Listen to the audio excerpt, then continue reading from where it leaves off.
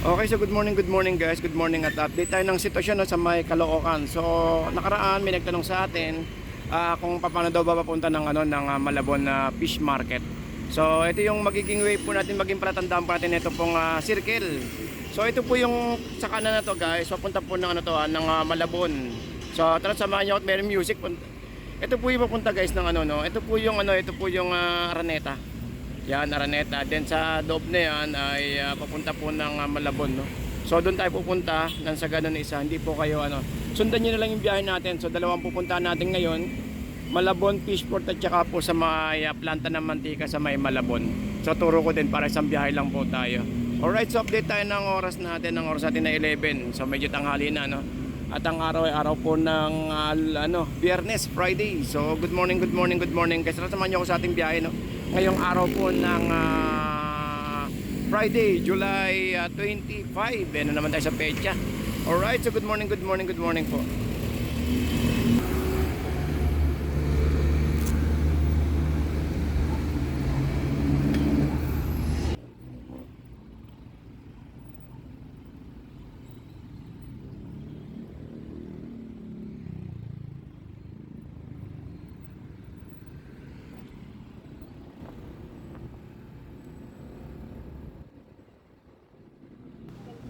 Okay, so guys, ito na po tayo na sa may bandang monumento na. At ito po yung way ng papunta sa Ngandaan. At ito po yung sinasabi ko sa inyo, Pure Gold. Yan, then dito sa may gilid, ito may nakapark na sakyan dito. Yan, mga biyaheng po yan, mga biyaheng Malabon po yan. Yan, no? Yan, so doon po kadalasan sila nakapila.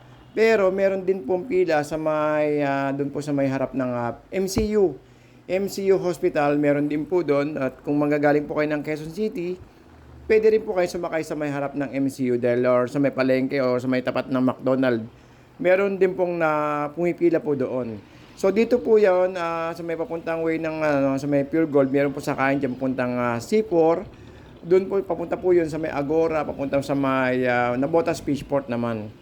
So pero may sakayan din po diyan papunta naman po ng ng Malabon. Ayun, totoo Malabon, no. So, hindi po kayo mahirapan hindi po kayo mahirapan na pumunta sa may sa may fishport po natin or doon sa may bilihan ng mga mantika. So, basta sundan niyo lang po yung biyahe natin hindi po kayo maliligaw. Lalo sa mga mga nakamotor. Napakadali lang pong sundan yung biyahe po natin ngayong araw po ng araw po ng Friday. Okay, so nandito pa rin tayo sa ating biyahe. Tapos samahan niyo ako biyahe tayo, guys, ha.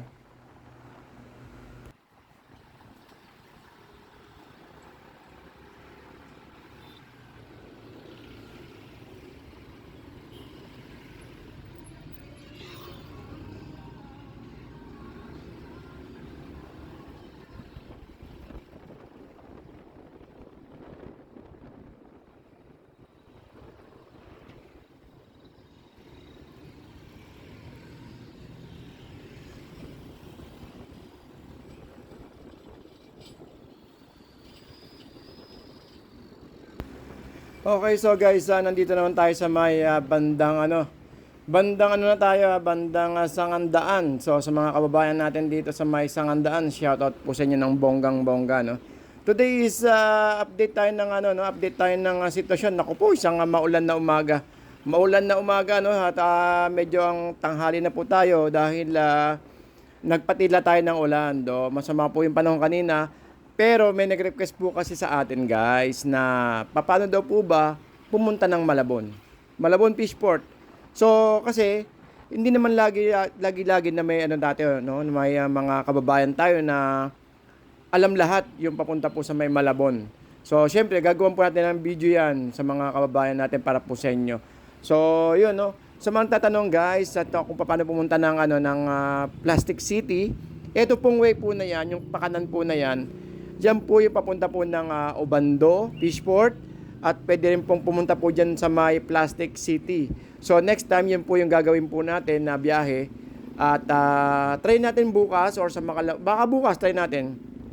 Dahil may nagtatanong kung paano daw ba pumunta ng Plastic City. So yun din, plano ko rin pumunta bukas kasi kailangan kong bumili ng container, no, para sa ating crayfish dahil meron po tayong crayfish na parating. So yun po yung isa mga pagkakaabalahan po natin sa mga susunod na linggo na may share ko rin po sa inyo. Okay, so lumagpas na po tayo sa may ano no, sa may bandang Sangandaan. At way naman po tayo ng papuntang Letre. So sa mga kababayan natin diyan na nakamotor, sundan niyo lang yung biyahe natin, no? Nang sa ganun hindi po kayo maligaw. At saka po guys, no, sa mga babiyahe naman po ng commute or jeep, meron po tayo doon sa may monumento kanina na pinakikita ko sa may Pure Gold na lagi ko binabanggit na may sakayan po doon papunta po ng bayan. Bayan po ng Malabon. Alright? So, halagang, kung di ako nagkakamali, 14 pesos o 15 pesos ang pamasahe. So, yun po, no? At pagkasakay po kayo sa may monumento, isang sakay lang po yan, papunta po ng Fishport po ng Malabon.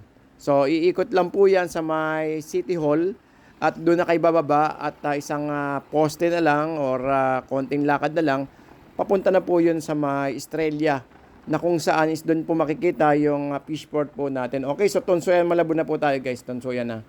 So, shoutout po sa mga kababayan natin dito sa may Tonsoyan, no? Isang maulang umaga.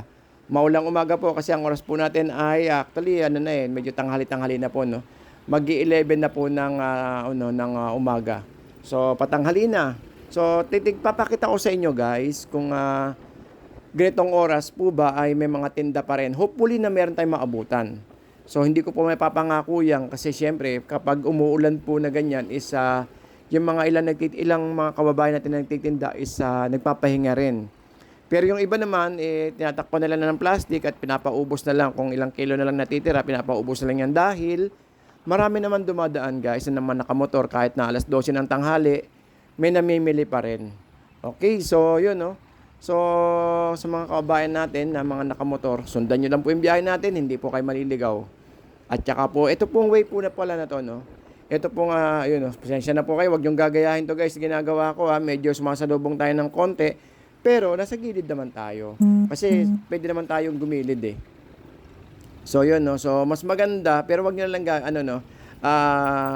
nagmamadali po kasi tayo. Yung battery po kasi natin baka malobat po tayo. Yun po yung iniisip ko. Pasensya na po. Sorry po talaga. Hindi ko na po ulitin tong tong biyahe natin na to na sumasalubong. Actually, hindi naman tayo salubong na masyado. Gilid naman tayo eh. So, lahat naman ng pwedeng makaiwas sa traffic, gagawin naman natin. Iba lang, sumusunod lang din naman ako sa iba eh. Ayun, bilihan nga pala ng patis guys, ito. Dali Dito po yung bilihan ng toyo guys, yung toyo at saka suka.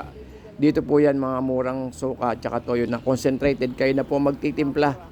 So, kasi nakaraan may nagtanong sa atin kung saan bilihan ng mga toyo suka. Dito po yan guys. Pinakita na ko na po sa inyo, dinaanan po natin, magmula po sa may bayan, papunta po rito. Okay, so tandaan lang po medyo na traffic tayo. Okay, so good morning, no? Good morning pa rin sa mga kababayan natin dyan na patuloy pong nanonood. Maraming salamat po sa mga patuloy pong nag-subscribe at saka po sa mga nanonood sa ating mga video. So today guys, pupunta po tayo doon po sa may sa may Fishport ng Malabon at saka po sa may ituturo ko na rin sa inyo yung bilihan po ng mantika doon po sa may spring. At konting-konti na lang guys, konting-konti na lang po yung lalakarin nyo papunta po doon sa may magmula po sa may Fishport at saka po sa may spring. Halos lalakarin na lang. So kung magagaling man kayo sa may spring oil sa may Matadero sa may San Agustin, pwede nyo na lang pong lakarin magmula po doon hanggang doon po sa may Fishport. Or kung galing man kayo ng Fishport, pwede nyo naman lakarin papunta po ng Matadero or dyan sa may San Agustin. Okay, vice versa. Okay, so sandali lang po at medyo inabot po tayo ng rito. Inabot po ng swerte.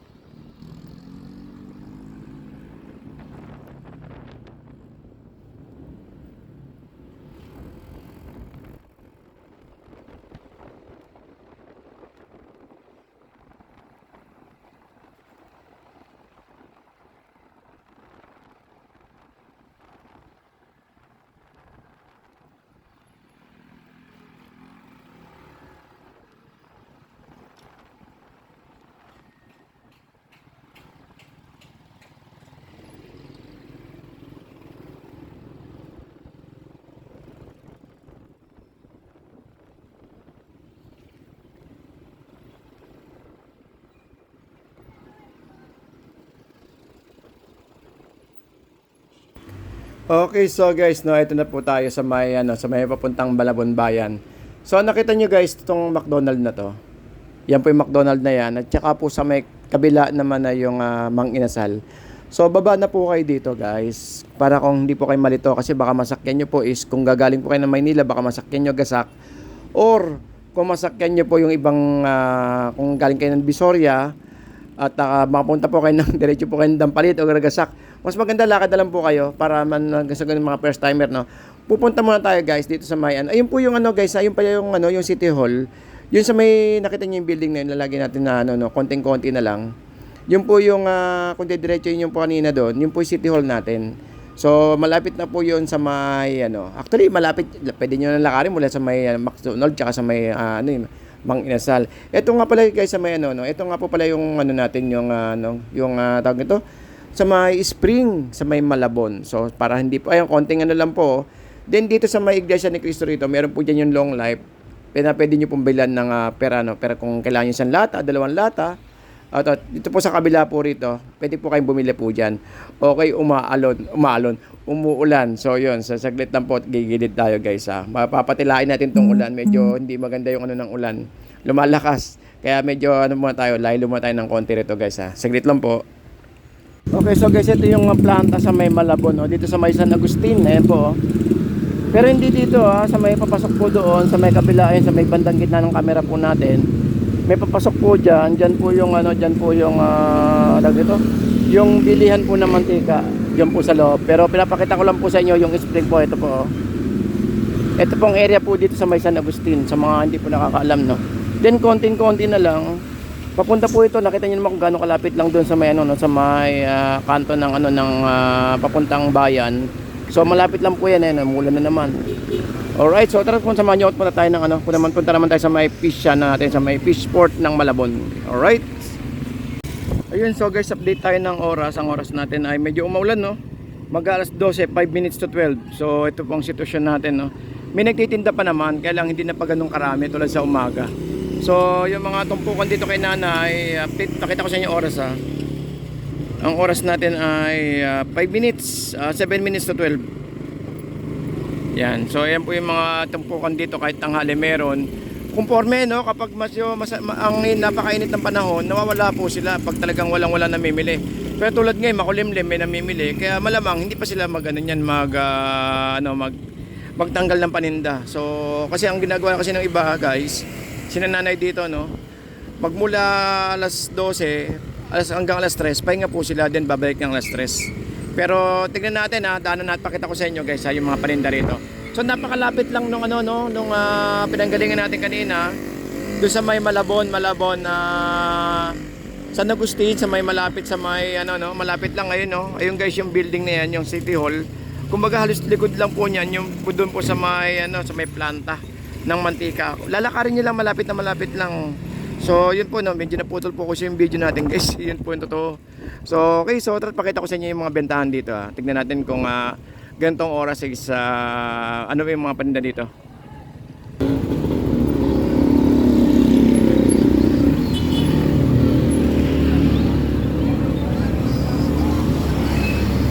Ito, may tilapia, may mga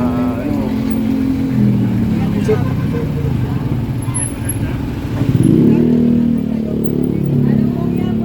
O yan, may mga pusit, may mga labahita, may mga talagang bukid.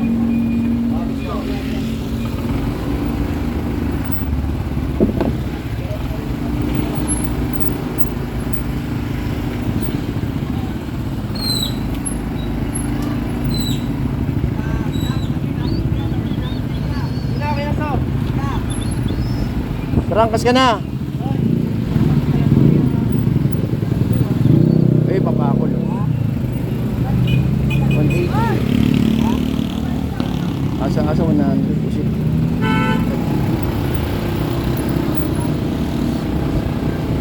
Pwede na meron po.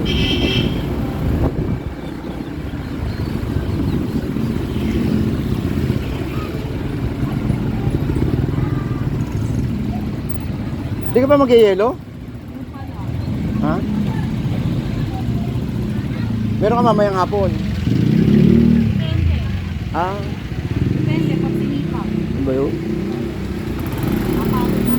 Ha? Ikot muna ako, Divisoria naman ako. Oo, lalo malagari eh. Ingat tayo ha. Sino kasama magano dyan? Ah, okay. Gaya ng binanggit ko sa inyo, meron pa rin naman tayong mga abutan dito no, ng mga taga to, ng mga paninda. Kaya lang ay tulad dito, medyo inabutan tayo na inabutan tayo ng panahon na hindi maganda kaya ano. Pero meron at meron pa rin. Meron pa rin. Pakita ko sa inyo sa dulo, guys ha. Tulad niyan, inabutan tayo ng ulan dito sa ating biyahe ngayong araw po ng Sunday. Friday. So dito po sa May Malabon. Pati lang muna tayo gawa nga ng lumakas yung ulan. Ayun guys, 300 yung hipon. May hipon 300. At yung dulong, ayun yung dulong 50. So meron pa rin kailang iba nagdikpit na gawa nga ng umulan. Yun, so update tayo ng oras guys. Ang oras natin ay tanghali na 11:40 na, pero may mga tinda pa rin dito tulad dito hipon 300 ang lalaki 300 ang lalaki. Ayan guys So meron pa rin tayo naabutan ganito, kaya lang gawa nga ng umulan is nawala po yung yung iba nagligpit na. Yung iba naman naglaro na lang 300. Sariwa naman yung pare. Sa pwede na sige na. Sa kilo pare. 200 lang pre. Ano 200 lang ba?